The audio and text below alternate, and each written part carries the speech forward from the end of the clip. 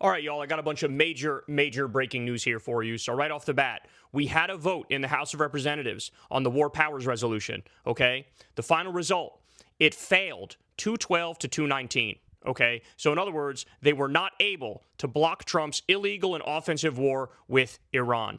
Now, it was mostly down party lines, but there were two defections where the Republicans voted with the Democrats. It was Thomas Massie and one other, a Republican from Ohio.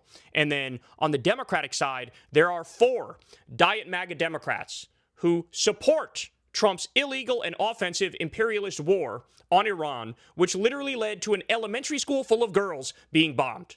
You need to call these Democrats and tell them how you feel about what they just did, what they just signed on to. Blood is on their hands now, okay? Those Democrats are Henry Cuellar, Jared Golden, Greg Landsman, and Juan Vargas. So definitely call them, email them, reach out to them. Tell them how you feel, that they betrayed you. They betrayed the anti-war movement. They betrayed America. And they signed on to a fascist, imperialist, bloodthirsty war of aggression and conquest. Okay? More. A U.S. tanker in the northern Persian Gulf has been hit by Iran's Revolutionary Guard, and it's burning. So U.S. tankers are now being hit in this war. That's a massive, massive deal. Another big deal. More oil infrastructure getting hit in Bahrain. So their refinery was hit, and there was a massive, massive fire. That's a huge deal. So not only has Iran successfully been able to attack U.S. military bases, they've also been able to attack a bunch of oil infrastructure in the region. And by the way, they haven't even decided yet to go after the real big stuff. They haven't even decided to go after oil rigs or oil fields yet. That's probably a last-ditch effort. That's probably like when they feel like, okay, we got no moves left, we're going to attack this, and they might attack desalination plants, which would be a catastrophe for the Middle East, where basically the majority of their drinkable water overnight would be gonzo. So this is red alert, man. This is getting more and more extreme, more and more intense. As you all know, they've shut down the Strait of Hormuz. There's going to be colossal price shocks at the gas pump, okay? The World Health Organization chief also said on Thursday that it has verified there's been 13 attacks done by Israel and the U.S. on Iranian health infrastructure. I repeat, 13 attacks on Iranian health infrastructure. So that's like hospitals, clinics, and things of that nature. The last time I talked to you about this stuff, it was 9 hospitals that had been attacked. Now we're at 13 different health buildings that were attacked. And by the way, none of these are an accident, just so you understand. They might lie, they might pretend, but this is on purpose. This was the exact model, the genocidal model that Israel used in Gaza, and now it's being used in Iran. Okay. The Israeli military says that when they did the last attack against Iran, the 12-day war, as they call it, they dropped 4,000 bombs. This time, as of today, we're 5 days in to this war. They say they've already surpassed that 4,000 bomb number. So in 5 days, there's been over 4,000 bombs dropped on Tehran. That's a lot of bombs. And the last time, again, I gave you the breakdown of the casualties, it was about 1,000. I haven't seen an update to those numbers, but if I had to guess, I would say we're certainly over 1,500, probably over 2,000 by now, okay? More, this is from Dropsite News. They say that Israel is using what they call the tornado plan to destroy Tehran. Okay, so the defense minister Katz described the strategy for strikes in high visibility civilian areas.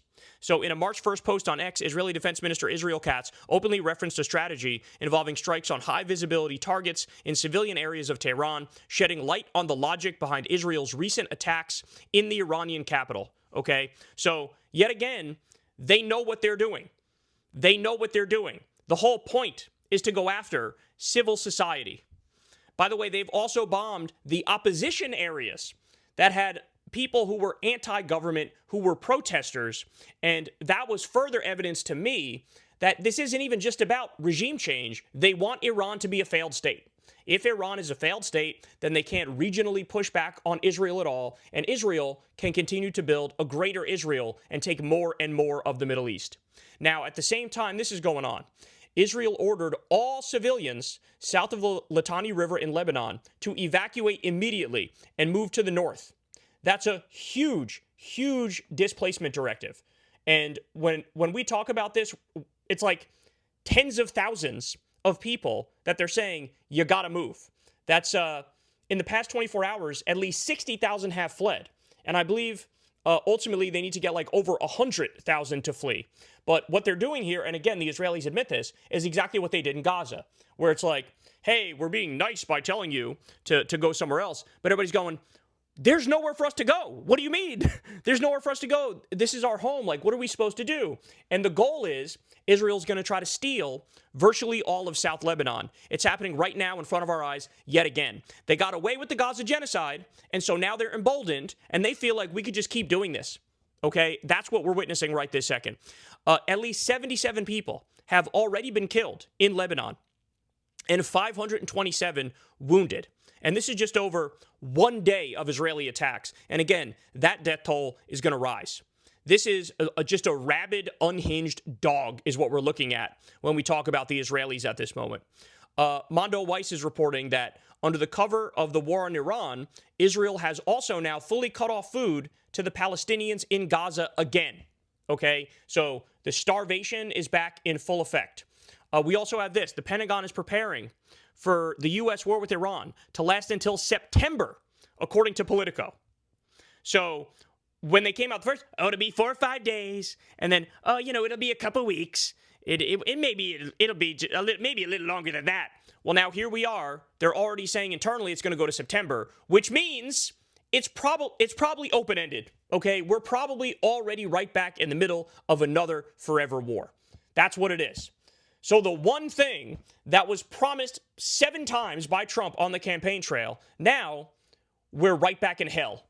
Okay? He never meant a goddamn word of it. Never, ever, ever did he mean a goddamn word of it. He was always a warmonger, but this is a level above and beyond, even for him. All right, we also have this. President Trump tells Axios that he must be personally involved in picking the next supreme leader of Iran. And that the one that they already picked, Ayatollah Khamenei's son, also known as Ayatollah Khamenei, is not an acceptable option. Can you believe the hubris on this man?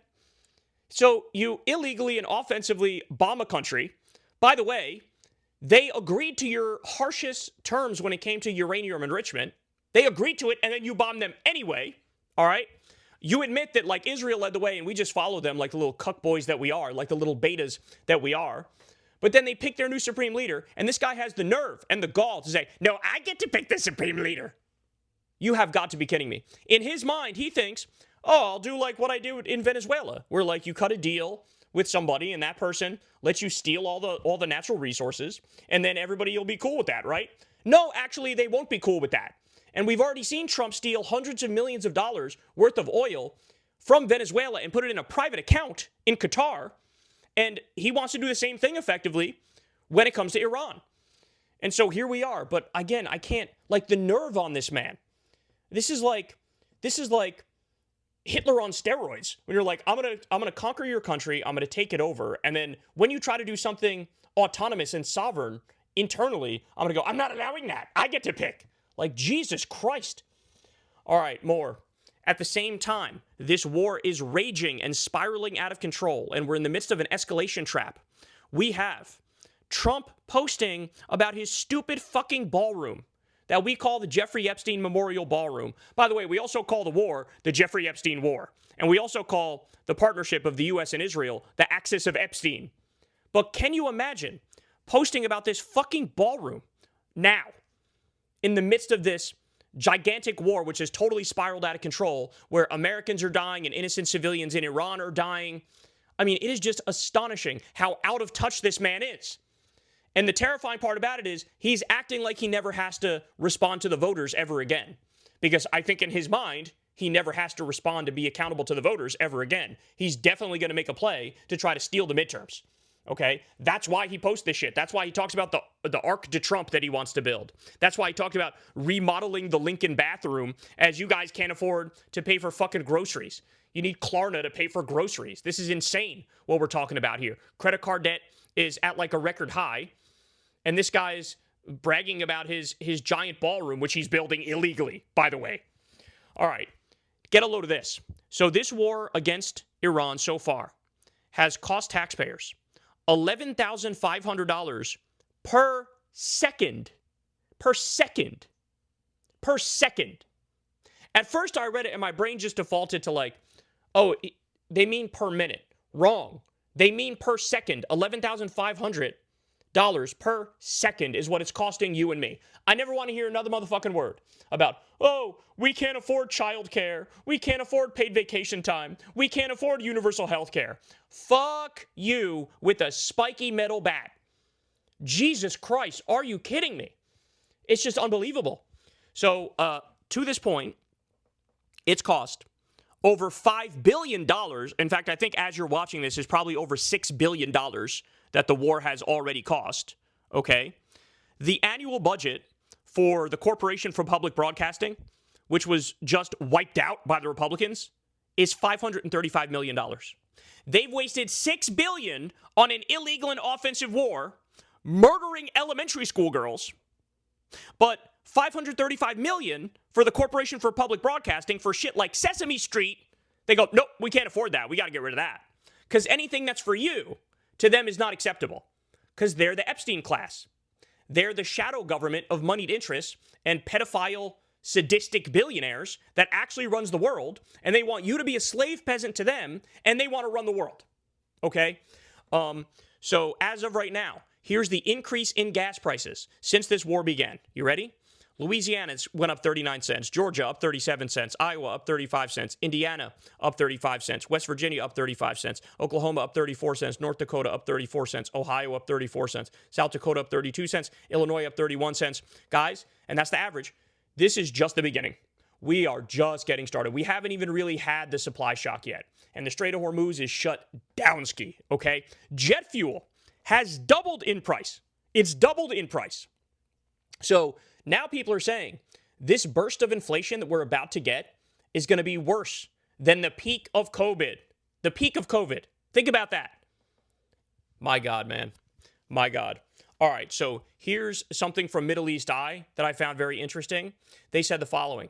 Rubio and Hegseth internally are fighting. They're described as, quote, at each other's throats over the question of whether the U.S. should deploy troops to Iran at Israel's request. So when talking about boots on the ground, Hegseth is supportive of boots on the ground, and Rubio is deeply wary of it. And he's saying he doesn't think it's a good idea. So Israel wants it. They're telling the U.S. to do it. Hegseth is going, hell yeah, bro, epic base, let's do it. And Rubio, who's known as his track record is being one of the biggest warmongers in the world, he's going, you know what, little much.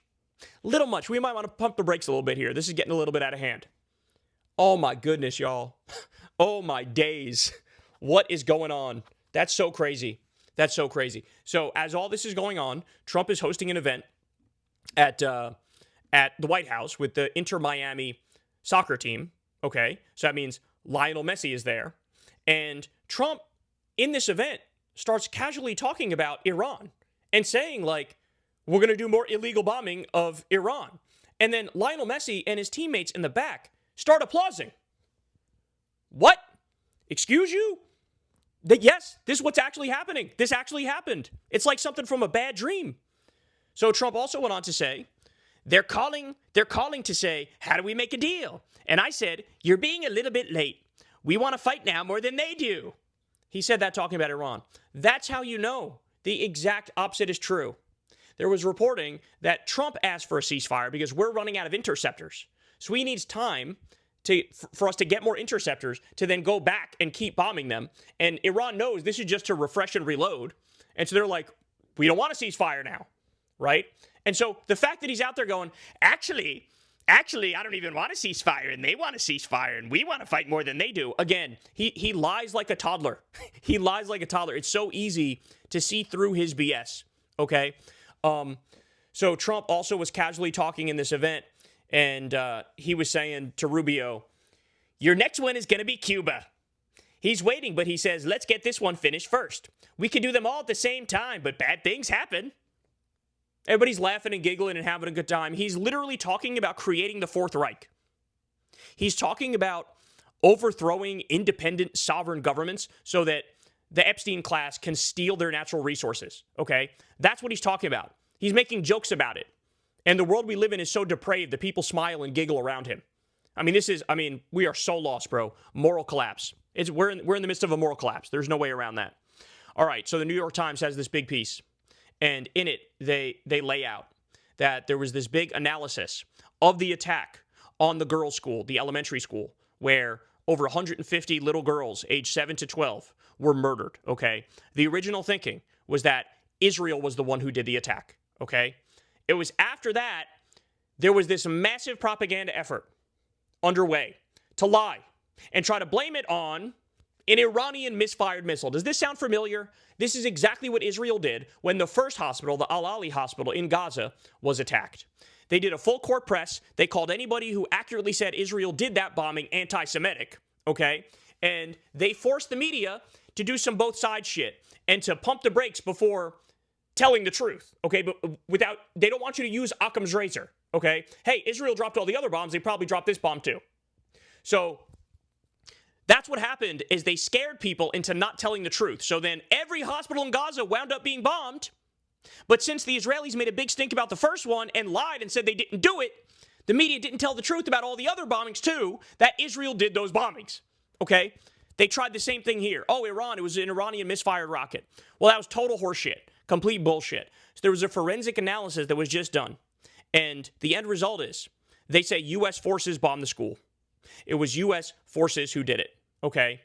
And so it wasn't the Israelis in this case, but it was the U.S., where, of course, they're allies and tomato at this point, because we're both in the axis of Epstein.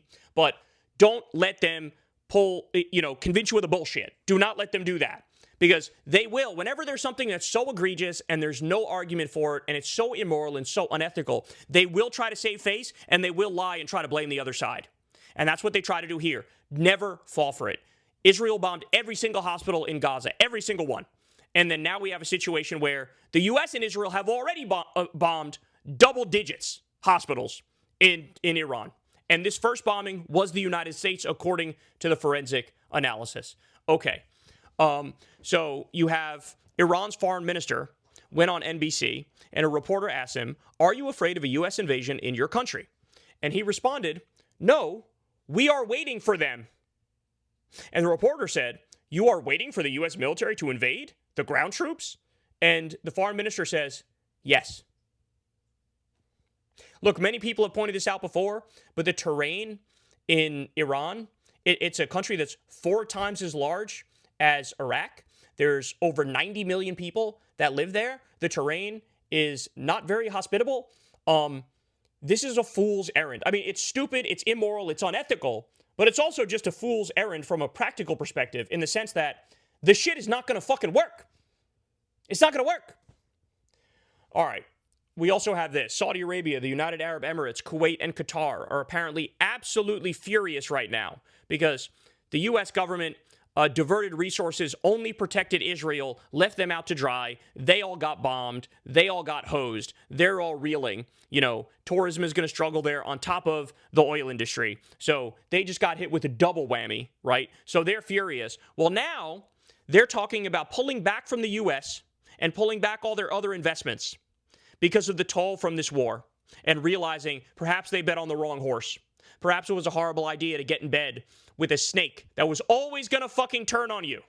So that's a big article in the Financial Times that has devastating consequences, y'all. Devastating consequences. Okay, this is also crazy. President Trump says that the Israeli president, Isaac Herzog, he came out and said he must pardon Prime Minister Benjamin Netanyahu, quote, today, calling Herzog, quote, a disgrace for failing to act over the last year. Quote, every day I talk to Bibi about the war. I want him to focus on the war and not the fucking court case. I want the only pressure on Bibi to be the fighting against Iran.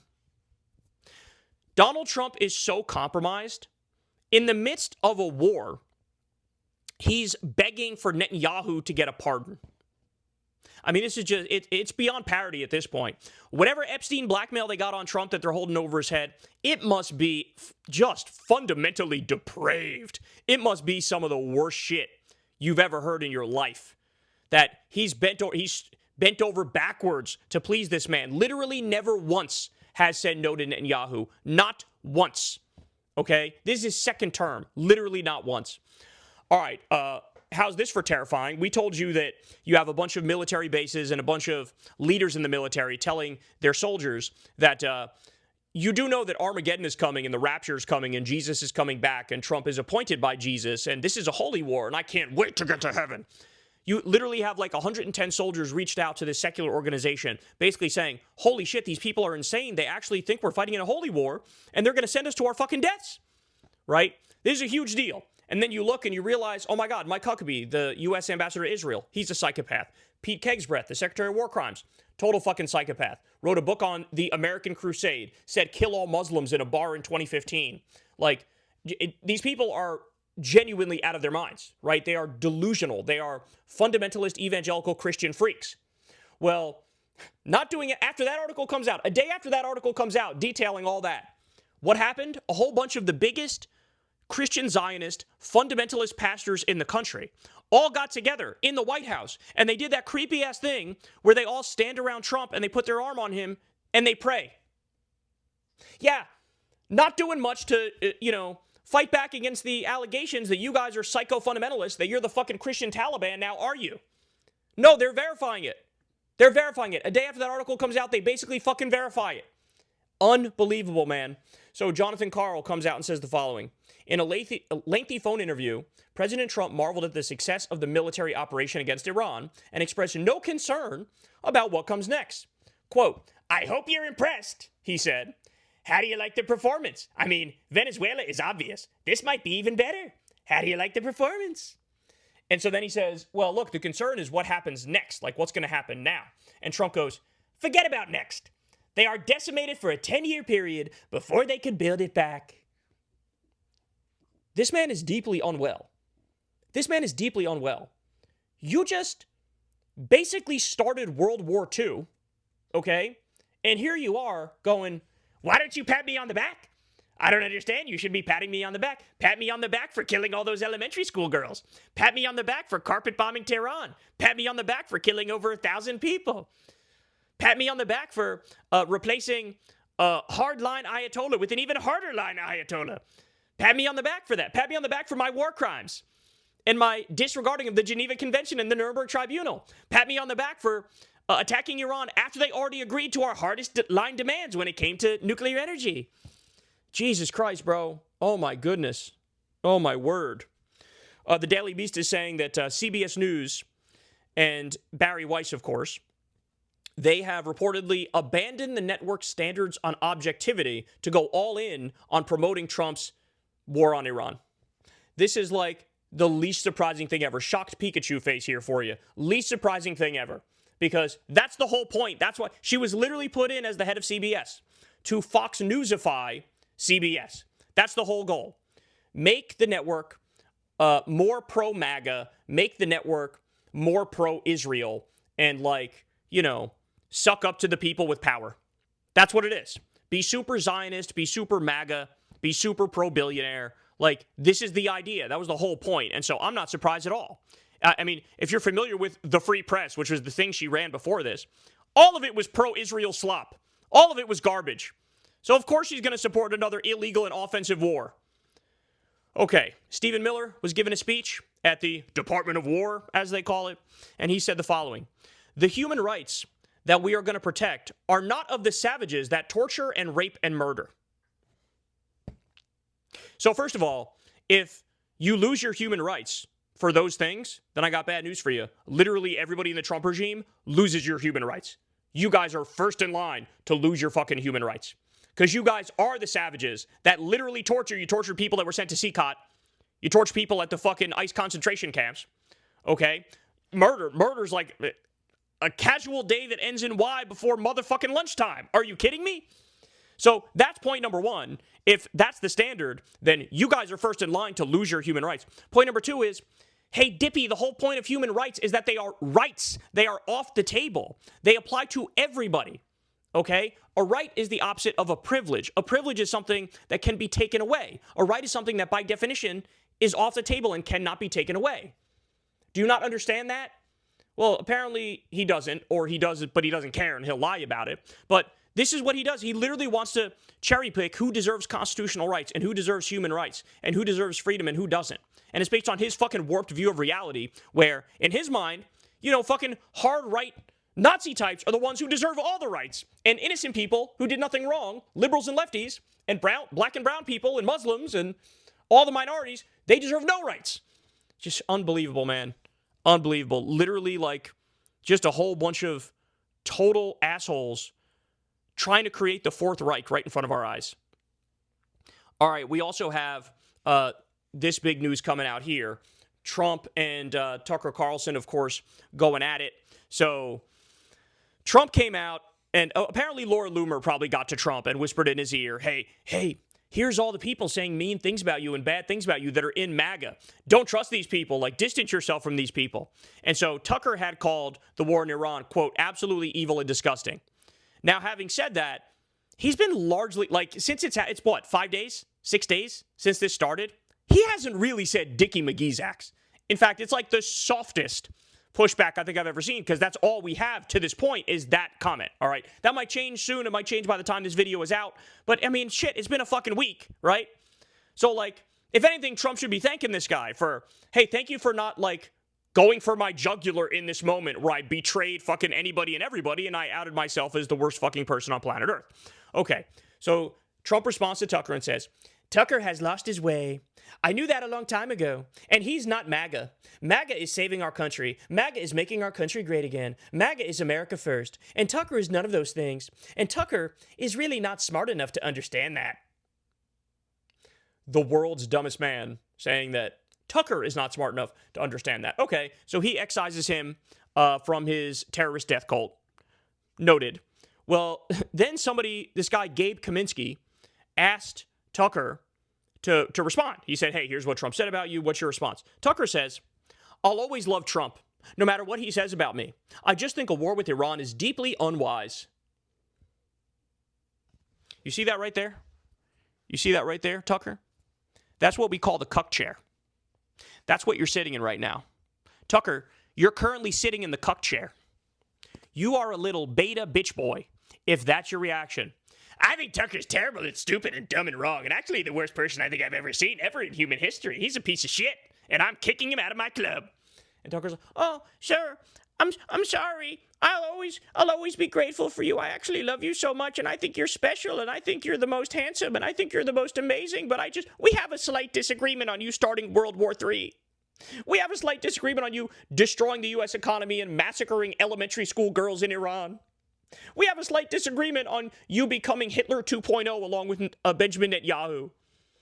Just unbelievable, man. What a loser. By the way, look, I hope there's some right-wingers watching this video, because, guys, you don't need to be on the same team as these, limp dick losers who are doing, fake pushback.